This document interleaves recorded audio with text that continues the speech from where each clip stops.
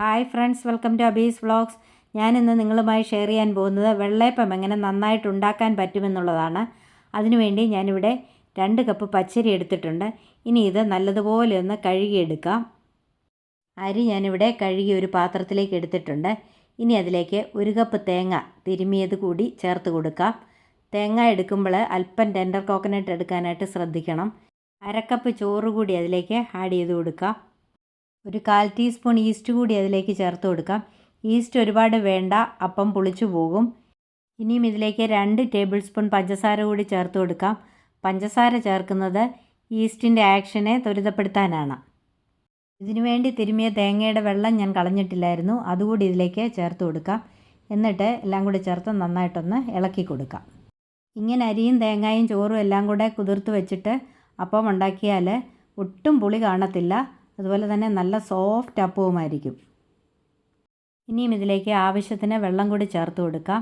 വെള്ളം ഒന്നിച്ച് ചേർക്കാതെ കുറേശ്ശെയായിട്ട് വേണം ചേർക്കാനായിട്ട്. കാരണം ഇതിന് ഒരുപാട് വെള്ളം വേണ്ട. ഇതിനൊരല്പം വെള്ളം കൂടെ വേണം, അതുകൂടെ ചേർത്ത് കൊടുക്കാം.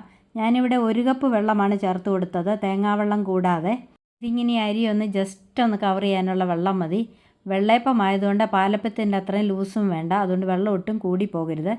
ഇനി നമുക്കിതൊന്ന് അടച്ചു വെച്ച് ഒരു 7-8 മണിക്കൂർ ഒന്ന് റെസ്റ്റ് ചെയ്യാൻ വയ്ക്കാം. നമ്മുടെ അരി കുതിരാൻ വെച്ചിട്ട് 7 മണിക്കൂർ കഴിഞ്ഞു. ഇനി നമുക്കിതൊന്ന് തുറന്ന് നോക്കാം. അരി കുതിർന്നോന്ന് നോക്കാം.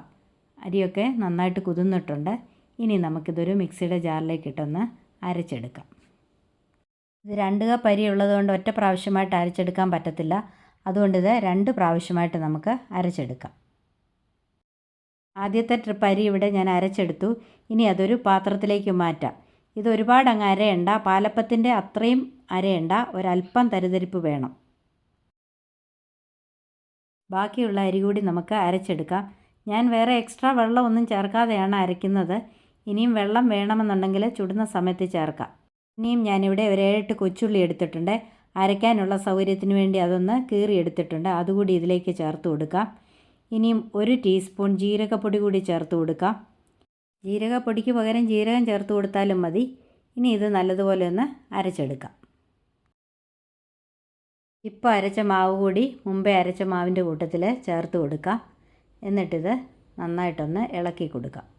വെള്ളയപ്പവും പാലപ്പവും തമ്മിലുള്ള വ്യത്യാസം, വെള്ളയപ്പത്തിന് മാവ് അരയ്ക്കുമ്പോൾ ഉള്ളിയും ജീരകവും ഒക്കെ ചേർക്കും. അതുപോലെ തന്നെ വെള്ളയപ്പത്തിന് പാലപ്പത്തിൻ്റെ അത്രയും ലൂസ് വേണ്ട, മാവ് പാലപ്പത്തിൻ്റെ അത്ര അരയുകയും വേണ്ട. ഞാൻ പാലപ്പത്തിൻ്റെ റെസിപ്പി ഓൾറെഡി ചെയ്തിട്ടുണ്ട്.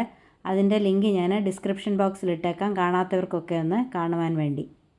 ഇനി നമുക്ക് പാത്രം അടച്ചു വെച്ച് ഒരു 3 മണിക്കൂർ ഈ മാവ് ഒന്ന് റെസ്റ്റ് ചെയ്യാനായിട്ട് വയ്ക്കാം. നമ്മുടെ മാവ് പൊങ്ങാൻ വെച്ചിട്ട് 3 മണിക്കൂർ കഴിഞ്ഞു. ഇനി നമുക്കതൊന്ന് തുറന്ന് നോക്കാം. മാവൊക്കെ പുളിച്ചിട്ടുണ്ട്, പൊങ്ങിയിട്ടുണ്ട്. ഇനി നമുക്കിതിലേക്ക് ആവശ്യത്തിനുള്ള ഉപ്പ് കൂടി ചേർത്ത് കൊടുക്കാം.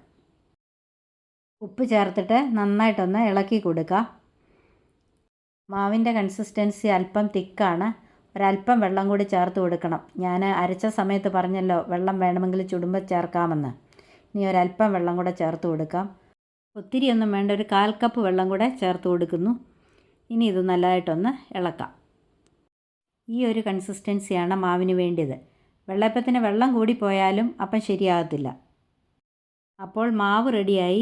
ഇനി നമുക്കിതൊന്ന് ചുട്ടെടുക്കാം. വെള്ളയപ്പം ഉണ്ടാക്കുന്നതിന് വേണ്ടി ഞാനിവിടെ ഒരു ദോശക്കല്ല് അടുപ്പേ വെച്ചു. അതിലേക്ക് ഒരല്പം എണ്ണ ബ്രഷ് ചെയ്ത് കൊടുക്കാം. ഞാനിവിടെ നല്ലെണ്ണയാണ് യൂസ് ചെയ്യുന്നത്. നല്ലെണ്ണ ഉപയോഗിച്ചാൽ അപ്പം വേഗം കല്ലിൽ നിന്ന് ഇളകി കിട്ടും. ഇനി നമുക്ക് മാവ് കോരി ഒഴിക്കാം. ഇത് ഒരുപാട് പരത്താൻ പാടില്ല. നമ്മുടെ അപ്പം ഒരു സൈഡ് മൂത്തിട്ടുണ്ട്. ഇനി നമുക്കിതൊന്ന് മറിച്ചിടാം.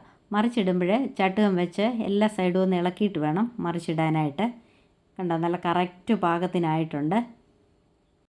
നമ്മുടെ അപ്പം മറ്റേ സൈഡും ആയിട്ടുണ്ട്. ഇതിനെയും കല്ലിൽ നിന്ന് എടുത്തു മാറ്റാം. ഇതാണ് അതിൻ്റെ കറക്റ്റ് പരുവം. നല്ല പെർഫെക്റ്റ് അപ്പമാണ്. അടുത്ത അപ്പത്തിനുള്ള മാവ് കൂടി നമുക്ക് കോരി ഒഴിക്കാം.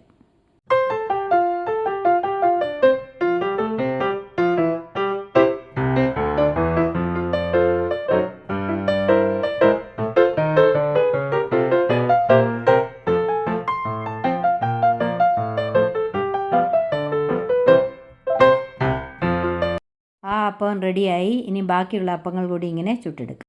അപ്പോൾ നമ്മുടെ പെർഫെക്റ്റ് വെള്ളയപ്പം ഇവിടെ റെഡി ആയിട്ടുണ്ട്. ഇതിനൊരല്പം പോലും പുളിയില്ല, നല്ല സോഫ്റ്റാണ്, അതുപോലെ തന്നെ നല്ല ടേസ്റ്റുമാണ് കഴിക്കാനായിട്ട്. ഇതുപോലെ എല്ലാവരും ഒന്ന് ട്രൈ ചെയ്ത് നോക്കണം. എന്നിട്ട് എൻ്റെ വീഡിയോ ഇഷ്ടപ്പെട്ടെങ്കിൽ ഒന്ന് ലൈക്ക് ചെയ്യണം, കമൻറ്റ് ചെയ്യണം, ഫ്രണ്ട്സിനും ഫാമിലിക്കും ഒക്കെ ഒന്ന് ഷെയർ ചെയ്ത് കൊടുക്കണം. അതുപോലെ തന്നെ സബ്സ്ക്രൈബ് ചെയ്യാതെ ആരെങ്കിലും കാണുന്നുണ്ടെങ്കിൽ ഒന്ന് സബ്സ്ക്രൈബ് ചെയ്ത് സപ്പോർട്ട് ചെയ്യണം. അടുത്തുള്ള ബെല്ലൈക്കൺ കൂടി മറക്കാതെ ഒന്ന് എനാബിൾ ചെയ്യണം. അപ്പോൾ ഇനി മറ്റൊരു വീഡിയോയുമായി കാണാം. Till then bye bye, take care, thank you.